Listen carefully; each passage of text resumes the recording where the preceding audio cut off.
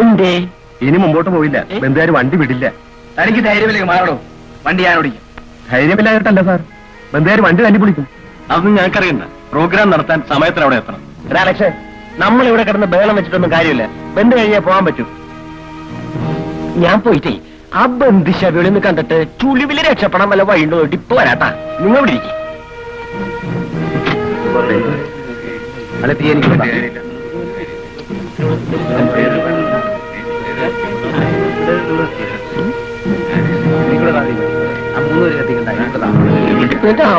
അവിടെയാ മാറിക്കോ, കറക്കട്ടോ. ക്രോസ് ആയിട്ട് നിൽക്കാണ്ട് മാറി കറക്കട്ടോ. ഇത്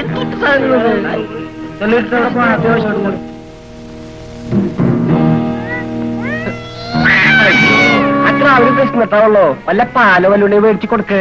പാല് പോയിട്ട് 2 മണിക്കൂറായി. ഇവിടെ അങ്ങ് പച്ചവെള്ളം പോലും കിട്ടാൻ 2 മണിക്കൂറായ ഞങ്ങൾ ഇപ്പൊ തന്നെ വന്നോളാം. കോട്ടെ.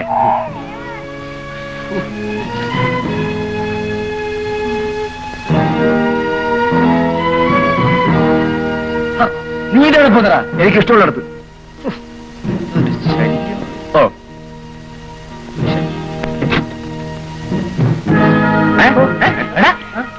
അപ്പഴേ ഞങ്ങള് ദർശനകലാകേന്ദ്രം ഈ നാട് ബാലെ ഇന്ന് തിരുവനന്തപുരത്ത് പ്രോഗ്രാമാ. ഞങ്ങളെ മാത്രം ചുളിവര് വിട്ടുതരുവോ? ഞങ്ങളെ കൊണ്ടുപോയി ഫോറിൽ ഒരു പാർട്ടി വന്നണ്ടേ, അവരെ കാണിക്കാനും കൂട്ടാ ഈ പ്രോഗ്രാം. ഒന്ന് വിട്ടാടോ. എന്നടാ ഇവരുടെ വാലു എന്ന് പറഞ്ഞു. വാലല്ല, ബാലെ. ഈ നാട് ബാലെ. ബാല് ഓണത്തിലെ ബാല്. പോലീസ് മർദ്ദനത്തെ പ്രതിഷേധിക്കാൻ ഈ നാടാകെ ബന്ധു നടക്കുമ്പോൾ എന്റെ അമ്മയുടെ എന്നെ കൊണ്ടൊന്ന് പറയിപ്പിക്കണ്ട. സ്തംഭിപ്പിക്കും, ഈ നാടാകെ സ്തംഭിപ്പിക്കും. പോലീസ് മർദ്ദന മർദ്ദനം എന്നല്ലേ? നാന്ന് കഴിഞ്ഞിട്ടൊരു 0 കൂടി ഇട്ടോളൂ, എന്നാലേ മർദ്ദനം നാവളോട്ടാ.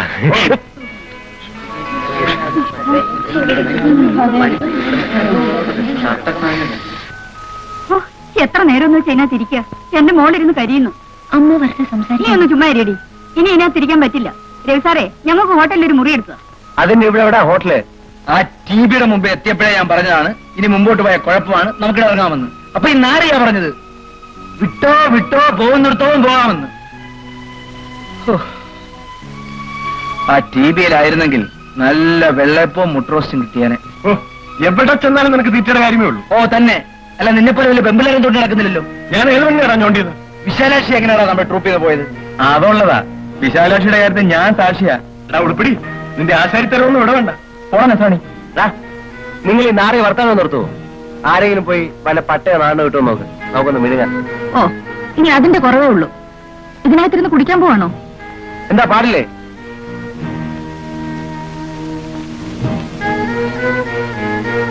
മാധവൻ ചേട്ടാ, ഈ രവിച്ചേട്ടൻ ഇതിനകത്തിരുന്ന് കുടിക്കാൻ പോകണമെന്ന്. എന്തുട്ട് കലാസമിതിക്ക് പരസ്യമായി മദ്യപാനം പാടില്ല. എവിടെ തിരക്കാ പുറത്തു പോകല്ലോ. എന്തുട്ട് ചട്ട പരത്തിയത്? നീ പോയിട്ട് ആരെയും വാടാ പിശാശേ.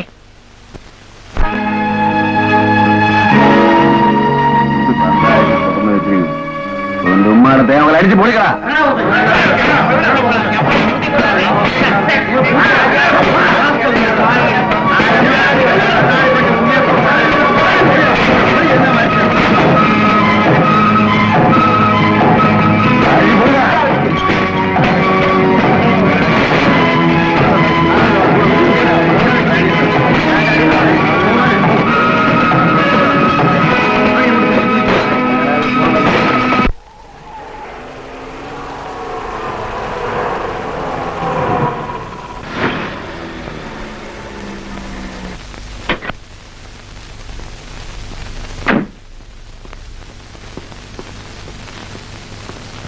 Hello, good morning. Mister Prasad ഏത് റൂമിലാ? മിസ് പ്രസാദ് സിംഗപ്പൂരിൽ നിന്ന് വന്ന ആള്. Room number 201. Thank you. No mention.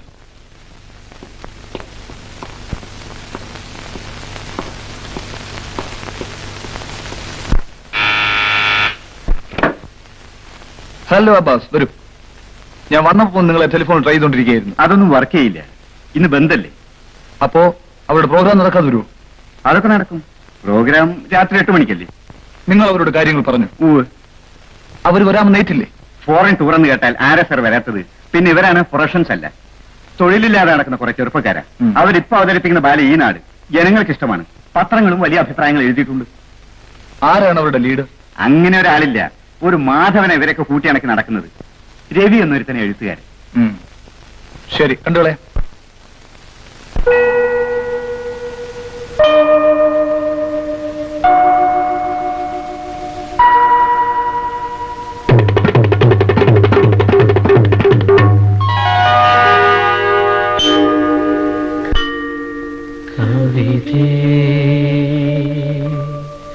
ദേവി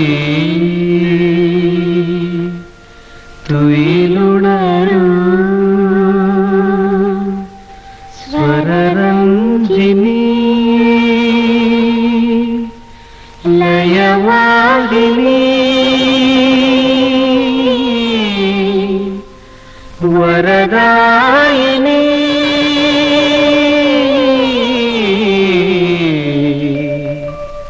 നമോസ്തുതേ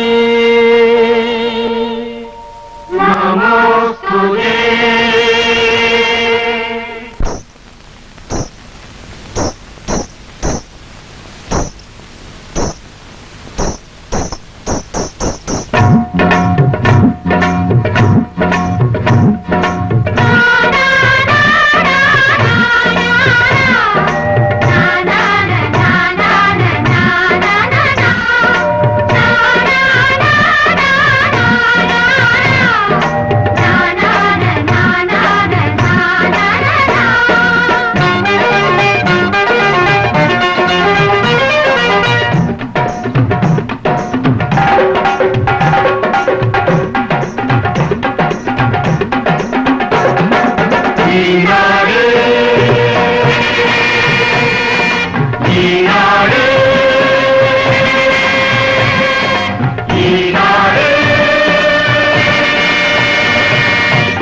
നാട് കടലും കരയും വാരിപ്പുണരും നാട്, പുഴയുടെ കാഞ്ചന കാഞ്ചി ചാർത്തി പുഞ്ചിരി തൂകും നാട്.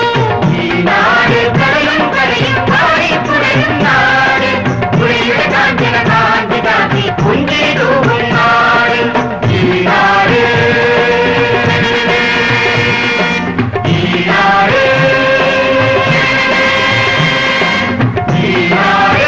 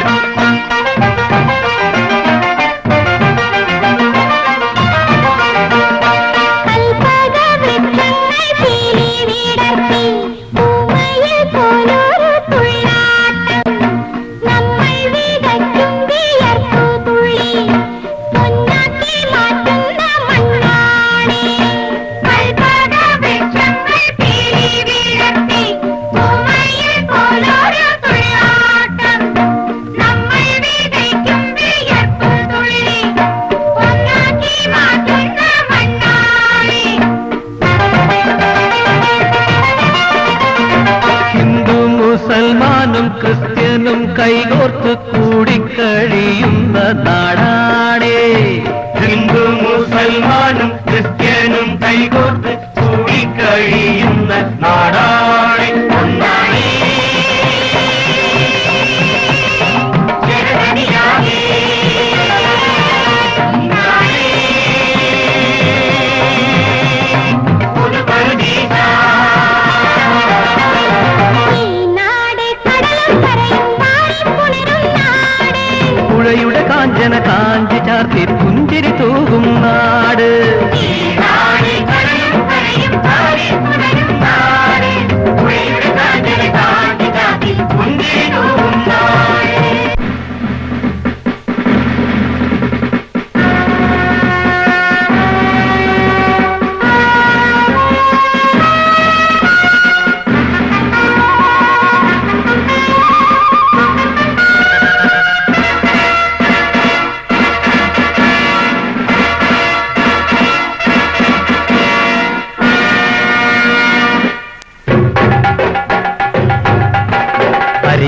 തുണിയില്ല പണിയില്ല നാട്ടിൽ പഞ്ഞപ്പിശാചുക്കൾ നൃത്തം തിമിർത്തു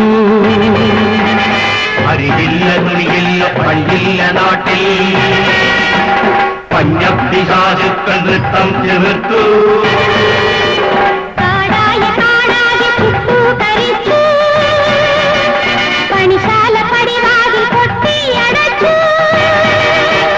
കാടായ കാണാതെ കുട്ടു കരിച്ചു പണിശാല പടിവാതിൽ കൊട്ടിയടച്ചു വർഗീയ ശക്തികൾ രാഷ്ട്രീയ ശക്തികൾ വർഗീയ ശക്തികൾ രാഷ്ട്രീയ ശക്തികൾ നാടിന്റെ ആത്മാവ് വെട്ടിമുറിച്ചു നാടിന്റെ ആത്മാവ് വെട്ടിമുറിച്ചു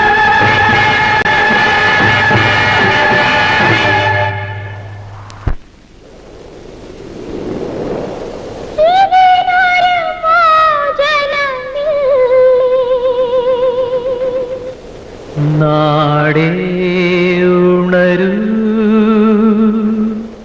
ഇനിയെങ്കിലും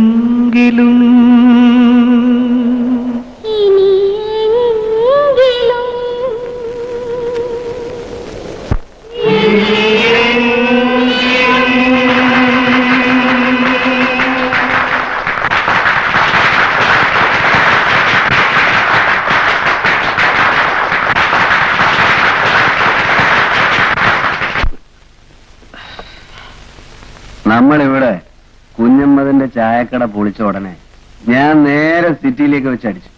അവിടെയല്ലേ ശരിയായ ബന്ദ്. ഞാൻ ചെല്ലുമ്പോ മാർക്കറ്റ് റോഡിലുള്ള രണ്ടുപേരി പീടിയ അടിച്ച് തകർക്കുക. ആര്? ബന്ധുവർ അല്ലടാ, മുസ്ലിങ്ങൾ. ഞാൻ മുണ്ട് ഇടത്തോട്ട് മാറ്റി കൊടുത്തു.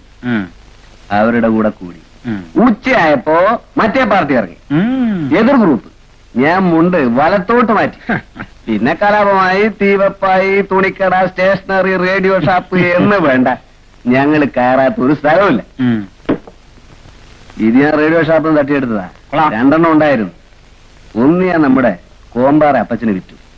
ഇതെനിക്ക് വേണം പാട്ട് കേൾക്കാൻ.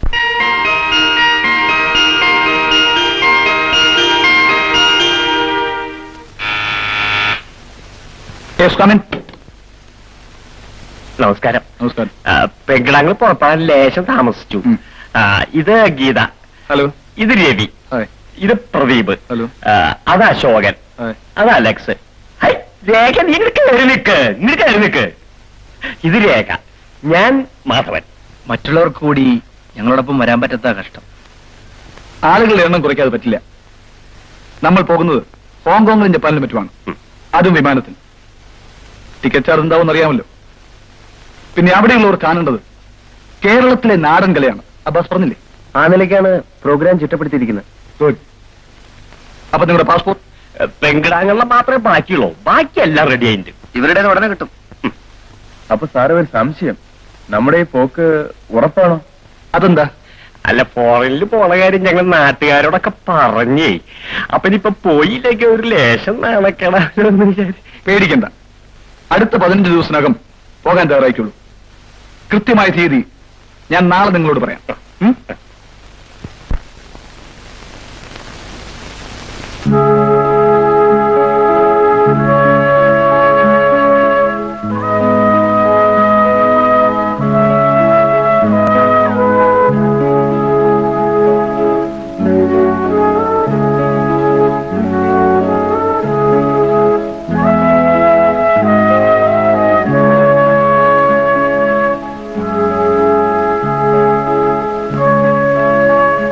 ഇതിന്റെ ഉടമസ്ഥൻ പാറയ്ക്കൽ മത്തായി എവിടെ? അതൊരു കൊല്ലായിട്ട് പൂട്ടി കിടക്കുക. അയാളുടെ വീട് എവിടെയാ? ദാ കാണുന്നതാ.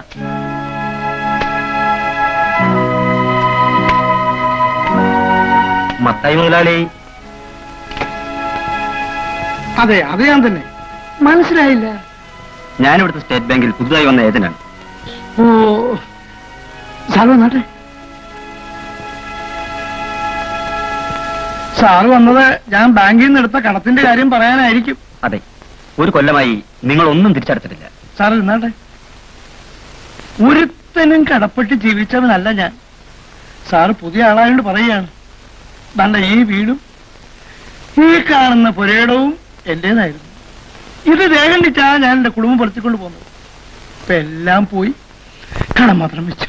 നിങ്ങളുടെ വിഷമങ്ങൾ കുറെയൊക്കെ ഞാൻ മനസ്സിലാക്കിയിട്ടുണ്ട്. പൂട്ടിയിട്ടിരിക്കുന്ന നിങ്ങളുടെ ഫാക്ടറിയും ഞാൻ കണ്ടു. കണ്ടോ? എന്റെ ഭാര്യയും പെൺമക്കളെയും പറ്റി എഴുതി വെച്ചിരിക്കുന്ന തെളി സാറ് വായിച്ചോ? എല്ലാം എന്റെ മകളുടെ ഒറ്റ അടുത്ത് കാരണമാണ്. IT പാസ്സായി വന്നപ്പോ അവനൊരു വ്യവസായം തുടങ്ങണമെന്ന് വാശിയായി. 4 പെമ്മക്കളുടെ കൂട്ടത്തിൽ അവൻ ഒരു മോനാ. അവന്റെ ആഗ്രഹമല്ലേ? ഞാനൊന്നും പറഞ്ഞില്ല. ഉള്ള വസ്തു വിറ്റ് ഈ ഫാക്ടറി തുടങ്ങിയത് അങ്ങനെ. തുടക്കത്തിൽ കുഴപ്പമൊന്നുമില്ലായിരുന്നു.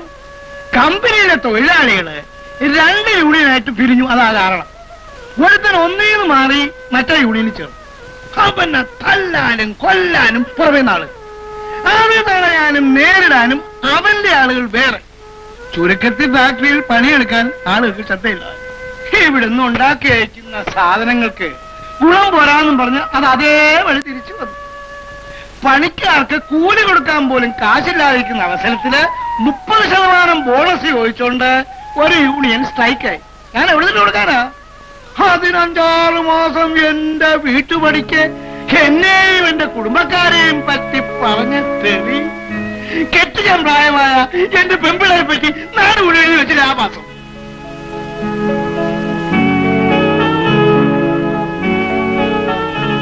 അന്ന് ഒരുത്തനെങ്കിലും ഞങ്ങളെ ഭാവം പറയാനുണ്ടായിരുന്നില്ല. മുതലും മാനവും കളഞ്ഞ് ഇവിടെ പക്ഷി കിടക്കുമ്പോ പെര നിറഞ്ഞിരിക്കുന്ന എന്റെ 2 പെമ്പിള്ളരെ ഓർത്തിട്ടാ. അല്ലെങ്കിൽ വല്ല വിഷവും നിന്ന് ഞാൻ മരിച്ചു കളഞ്ഞു. ഈ കിടപ്പോളം വരുന്നത് പണയമാണ് സാർ. ഇനി എന്താ വേണ്ടത്? തൽക്കാലം പലിശയിലേക്കെങ്കിലും കുറച്ച് രൂപ അടച്ചേ പറ്റൂ. 1000 രൂപ. ഇല്ല സാർ, ഇനി എന്റെ ശരീരത്തിൽ കാണുന്ന ഇറച്ചി വെട്ടി നുറുക്കി കൊടുക്കാമെന്നല്ലാതെ എന്റെ ഒന്നുമില്ല. ആ അതാ വരുന്നു മത്തായി സൺസ്. എന്റെ മോനാ ഭാഗ്യാരീൻ സാർ. അവനോട് പറഞ്ഞാൽ ബാങ്കിൽ നിന്ന് വന്നിരിക്കുക കാശ് കൊടുക്കാന്. കണ്ടില്ല അവനൊരു അഭിനയം. അവര് നാടകക്കാരനാ. സാറിന് ഒന്നും നോക്കാനില്ല. നടപടിയെടുത്താണ് എല്ലാം നശിക്കട്ടെ.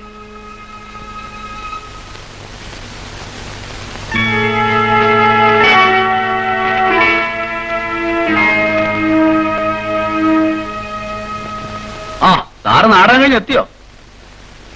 നിന്റെ നാടകത്തില് ഇവിടത്തെ മുഴുവൻ രാഷ്ട്രീയക്കാരും കള്ളന്മാരും കൈക്കൂലിക്കാരുമാണെന്ന് വിളിച്ചു പോകുമ്പോ നിന്റെ ചേട്ടനായ ഞാനും ഒരു രാഷ്ട്രീയക്കാരാണെന്നുള്ള കാര്യം നീ ഓർത്തോ? അതോ എന്നെ കൂടെ എതിർക്കാനാണോ നീ ഇങ്ങനെ ചെയ്യുന്നത്? ഞാൻ എതിർക്കുന്നത് ഇവിടുത്തെ ദുഷ്ട വ്യവസ്ഥയാണ്. പട്ടിണിയും ദാരിദ്ര്യവും തൊഴിലില്ലായ്മയും സൃഷ്ടിക്കുന്ന. എവിടെയാണ് ഈ രാജ്യത്ത് പട്ടിണി? വിശന്ന് മരിച്ചവന്റെ ഒരു ശവമെങ്കിലും നിനക്ക് കാണിച്ചരാവോ? ഇനി തൊഴിലില്ലായ്മ, ഒരു ആശാരിയോ ഒരു കൽപ്പണിക്കാരനോ, ഇത് വേണ്ട വേലി കെട്ടാൻ ഒരു കൂലിപ്പണിക്കാരനെ നിനക്ക് വിളിച്ചുകൊണ്ടുവരാവോ? കിട്ടൂല. ഇത്തിരിയോടെ ഓഫീസിൽ നിന്ന് ശമ്പളം വാങ്ങുന്ന ജോലി മതി എല്ലാവർക്കും. നിനക്കതും വേണ്ടല്ലോ. നീ എഴുത്തുകാരനല്ലേ? എന്നാൽ അതുകൊണ്ട് തനിക്കോ കുടുംബത്തിനോ വല്ല ഉപകാരമുണ്ടോ? നേട്ടത്തിന് വേണ്ടിയല്ല ഞാൻ എഴുതുന്നത്.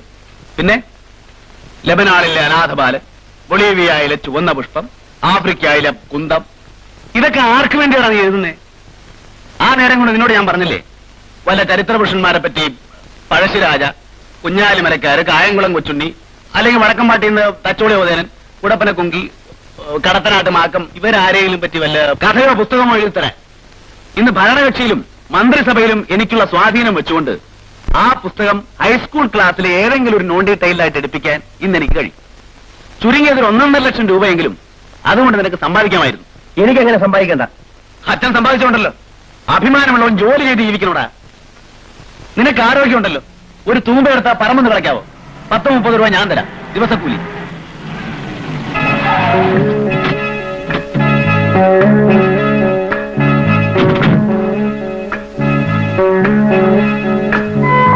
അല്ല, ഇതാ അവറാച്ച മുതലാളി. ഇങ്ങോട്ടുള്ള വഴിയൊക്കെ അറിയാവോ? റുപയുടെ മരണം.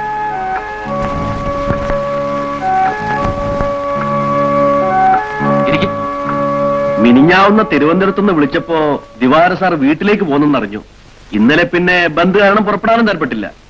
ബന്ദ് താനൂർ കടപ്പുറത്ത് 2 സമുദായങ്ങൾ തമ്മിൽ വെട്ടിമരിക്കുന്നത് തടയാൻ വേണ്ടിയാണ് പോലീസ് അവിടെ ലാത്തി ചാർജ് നടത്തിയത്.